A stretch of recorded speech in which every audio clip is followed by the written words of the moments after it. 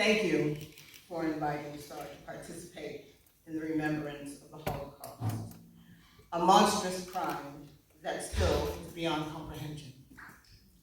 A crime that involved the full mobilization of the industrial, political, and military capacity of a world superpower, directed toward the annihilation of 6 million Jewish people for no other reason than the fact that they were Jewish. While anti-Semitism was at the core of the Nazi ideology of hate, others were caught in the spiral of persecution and death. Roma, gay, trade unionists, and as we heard, people with disabilities, and including 24,000 Black Germans, many from the German colonies in Africa, all denied the most basic human rights, often sterilized, tortured, experimented upon, before being murdered in the camps. It's not surprising that the Nazis borrowed heavily from American anti-Black and anti-Native policies and narratives about racial superiority, apartheid, segregation, and eugenics. And despite the vows to never allow such crimes against humanity to occur again, since the Holocaust, other genocides have occurred and are occurring. So today we remember not just the victims of the Third Reich, but all victims of genocide. In 2024, we have to ask ourselves, have we learned the lessons? Are we doing all that we can to prevent genocide and fascism from happening again? Before the killing, there was a long process of dehumanization. To unleash atrocities on such a massive scale, you have to render people less than human, as animals. And while we shouldn't exaggerate the comparison to the horrors of the 1930s, we shouldn't ignore the similarities either. Once again, we're seeing racist lies, stereotypes, and dog whistle propaganda fueling right-wing parties and policies. Views that we hoped had become peripheral, unacceptable, have come back again into the mainstream political discourse.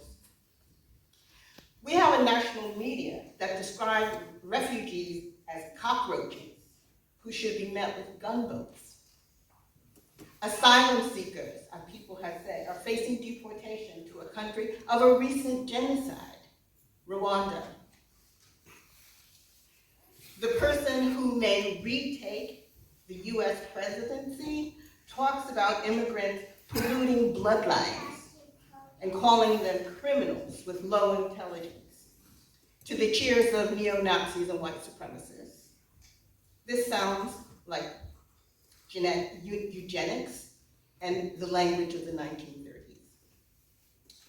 The result is a rise in racism, anti-Semitism, and Islamophobia, here in the US and across Europe.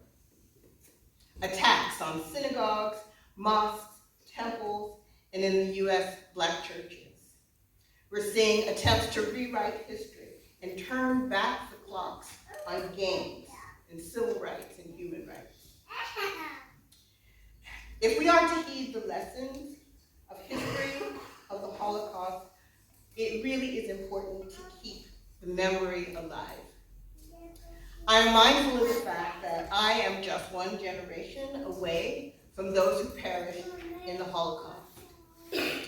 As a young activist, one of my mentors, I'll say her name, Sadie Jeroshkin, became like a surrogate grandmother to me. She was a Holocaust survivor. An early partner and still dear friend's mother was sent to the gas chambers in Auschwitz and only survived because of malfunction on the day. It falls to us to carry their testimony to future generations. One of the things that I learned from Sadie was her unwavering belief in internationalism as a response to oppression and fascism. It was a decisive force against fascism then, and it must be a force against oppression now. Anti-racism and anti-fascism is the last line of defense to protect human rights and the dignity of all. We must be ready to take action against discrimination, persecution, and genocide wherever it happens. It also means addressing the root causes that makes people susceptible to populism and demagoguery and hatred for the other. Things, fear, anger, deprivation, poverty, and inequality. It means that the Holocaust Memorial Pledge of never again must become a reality for every man, woman, and child everywhere. Thank you very much.